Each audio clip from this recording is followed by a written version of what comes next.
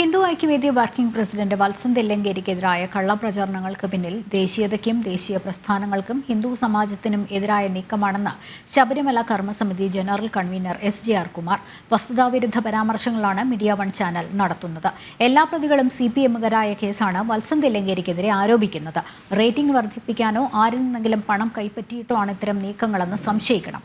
ഹൈന്ദവ സമാജത്തിലും നേതൃത്വത്തിനുമെതിരായി വ്യാജ വാർത്തകൾ പടച്ചുവിടുന്നതിനെതിരെ പ്രക്ഷോഭങ്ങൾക്കൊപ്പം നിയമ നടപടികളും ഉണ്ടാകുമെന്നും SJR കുമാർ അറിയിച്ചു.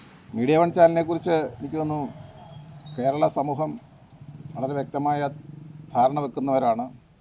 കഴിഞ്ഞ കാലങ്ങളിലുള്ള അവരുടെ പ്രവർത്തനം പലപ്പോഴും ചർച്ചയ്ക്ക് വിധേയമായിട്ടുണ്ട്.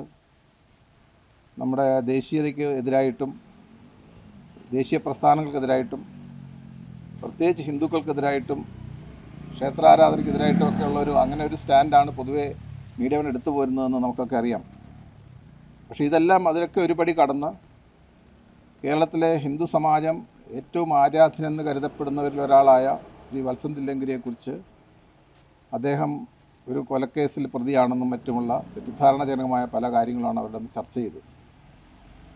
അതിൽ എൻ്റെ ഒരു സംശയം, ഇവർ ഉന്നയിക്കുന്ന ആ കൊലക്കേസിൽ നമുക്കറിയാണ്ട് 24ഓളം പ്രതികൾ ഇന്ന് ജയിൽ ശിക്ഷ അനുഭവിച്ചു വരികയാണ്. അവരെല്ലാം CPMകാരുമാണ്.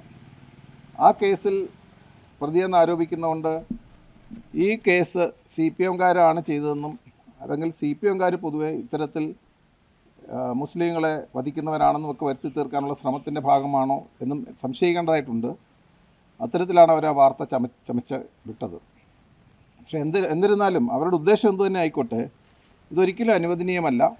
പ്രത്യേകിച്ച് ഒരു കേസ് പോലും ഇന്ന് നിലവിലില്ലാത്ത വത്സൻ തില്ലങ്കേരിയെക്കുറിച്ച് ഇത്രത്തോളം വളരെ വികൃതമായ രീതിയിലുള്ള വാർത്ത ചമച്ചതിൻ്റെ പിന്നിൽ മറ്റ് ചില ദുരുദ്ദേശമുണ്ടെന്ന് തന്നെയാണ്. പക്ഷേ അതൊന്നും ഒരു കാരണവശാലും അംഗീകരിക്കാൻ സാധ്യമല്ല.